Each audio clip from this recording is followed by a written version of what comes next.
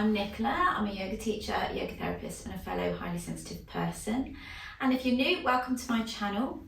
In this video, I'll be talking a little bit about what it means to not absorb other people's stuff. And so what do I mean by absorbing other people's stuff? So if you're quite new to the world of being a highly sensitive or an empath, you might be figuring out that because we're so sensitive to what's going on around us and that we can intuit things that other people would miss, like the unspoken words, but the tone that you can sense when you walk into a room, or even the tone that you receive through a text message, and other people are thinking, oh, I don't know what you're on about. Of course they're fine, but you just know. Or, you know, when you're with a family member who's going through a difficult time and then you come home and you feel drained. This is what I mean. It's when other people are going through stuff and you feel their feelings and take them on as if they are your own. And this quality about us when we're sensitive it's a really beautiful quality, because it means that we can tend to other people's needs, we can offer solutions, we can sometimes just know that that person needs a shoulder to cry on, or we can see the unseen, you know, we can make suggestions that other people wouldn't notice. And this is really good, it makes us really valuable members of society. But if you have perhaps picked up a pattern of overgiving or ignoring your own needs and finding it difficult to know what's yours, then it can start to really, really drain you. So I thought what I would do is I will share 3 of kind of my top things that I do personally to make sure that I'm not taking on too much of other people's stuff. Of course, I'm still highly sensitive, but things that I've been building up over the last few years and that I will continue to work on, and also that I bring in to work with my yoga therapy clients. So, the first one, if you are looking to still be available to other people, still want to be caring, still want to be that shoulder to cry on, but you want to not absorb it and you want to look after yourself, then number 1 part of looking after yourself here is really starting to practice regular body awareness. And what I mean by this is any kind of practice that allows you a lot of opportunity to notice all the little subtle sensations in your body, to become more deeply aware of how your emotions feel in your body, where it's felt in your body, noticing your needs, noticing what sensation means what. I felt this in my tummy. Does that mean I need food? Does it mean that I'm tired and I need a rest? Does it mean that I've taken on something and I just need some time out?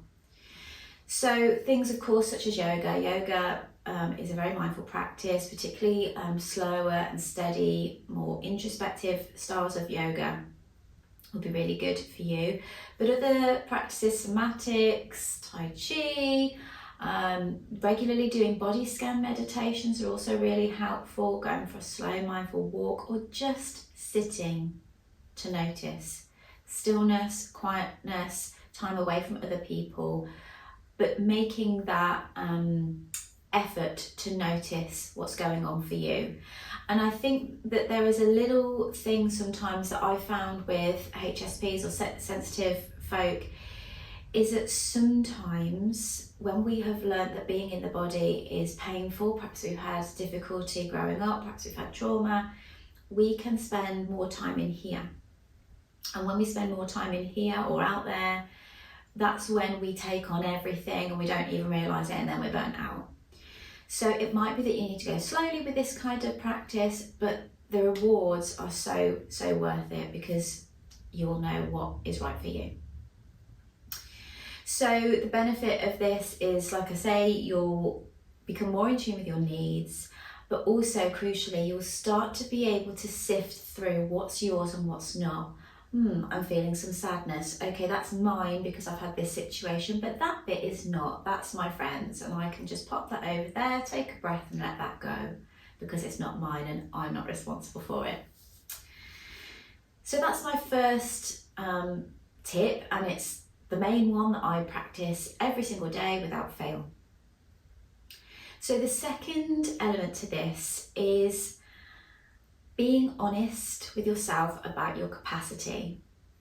So your capacity for being there for other people will change throughout your life. I'm currently a mother of 2 children that are in their kind of tween stage, and so I'm very emotionally full because of the stage of life that they're at, and I want to be there for those that are close to me. So I might not have as much capacity for lots of friends or other people right now, for example.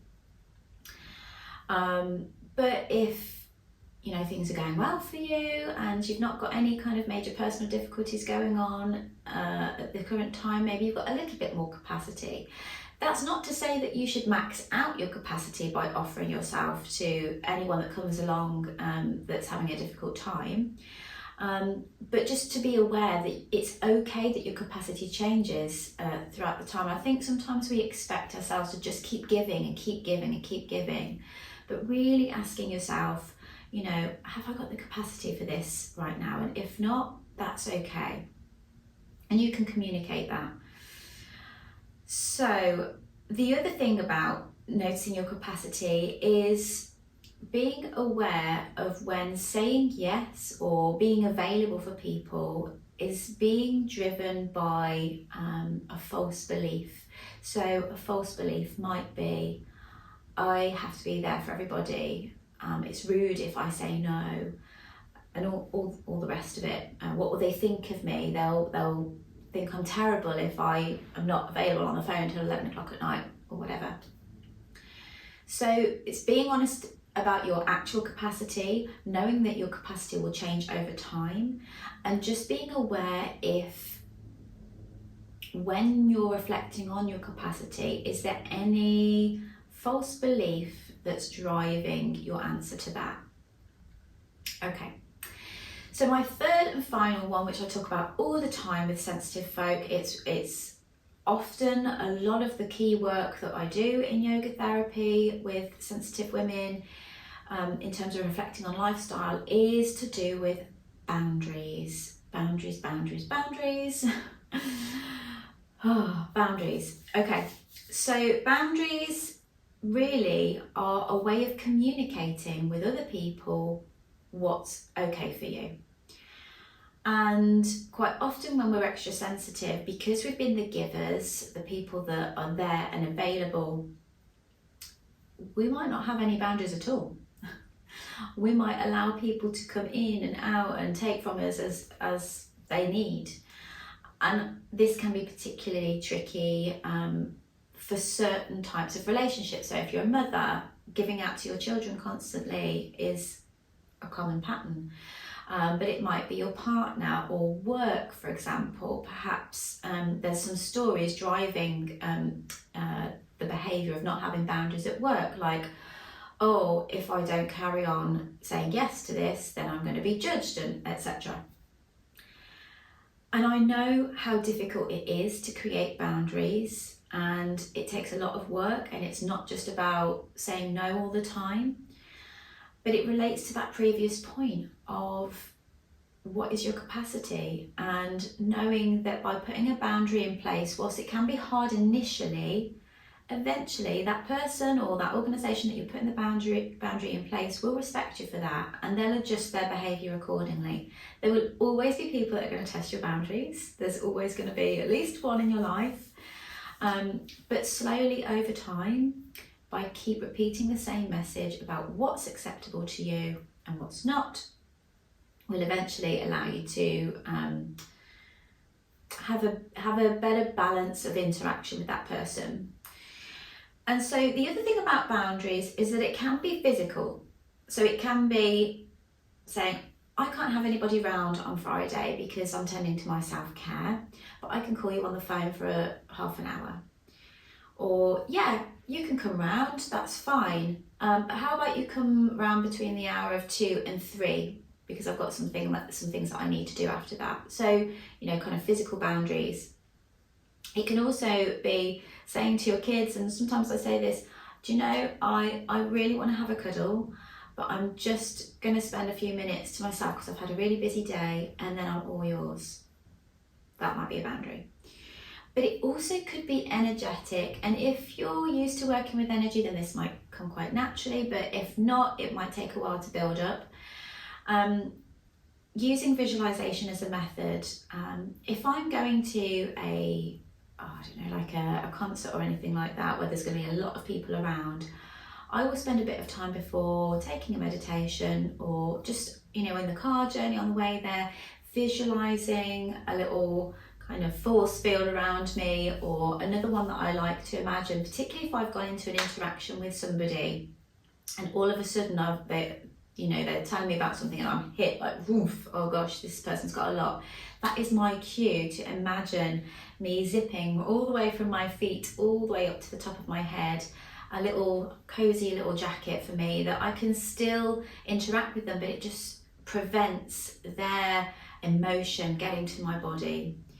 And it might sound silly, particularly if you're not used to this kind of work, but with practice this really, really works, because it's a way of you telling and informing your body that whilst you're open for the interaction, you are not open to receive their emotion, their energy.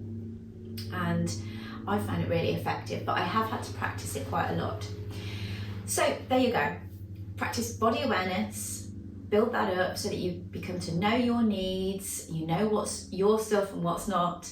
Be honest about your capacity, know that will change over time. Also noticing what is being driven by perhaps a false belief. And boundaries. Think about how to alter or just tweak your boundaries so that you can draw back just a little bit, particularly if your capacity is quite low. Okay. I hope that was useful. It might not be anything new to you, but sometimes it's nice to just step back, because it's even a reminder for me just to go through those real key things that help me and help others that I work with, to just not to take on too much of other people's stuff, because especially at the moment there's a lot going on in the world globally, collectively, and in our local communities, and people are struggling with things, and so it could be easy for us sensitive folk to just go, yeah, let me have it all, and we can't afford to do that anymore. We need to look after ourselves, because we are precious and really important part of our communities. So please let me know in the comments any of your techniques, anything that works for you, anything that I've talked about that was particularly resonant or perhaps difficult and you'd like more information on. And if you like the video, please give it a like, consider subscribing to my channel. If you're somebody that's struggling with overwhelm at the moment and anxiety, please consider signing up to my mailing list through my website, because you'll get a free ebook which is all about relieving overwhelm and anxiety, and you'll get a little supplementary video with that too. And also look out for the next video, which will be a body scan and breath meditation, which will relate to that first point about becoming more in tune with your body and all that's going on for you. So there you are. Thank you. So happy to have you here, and yeah, I'll see you on the next video.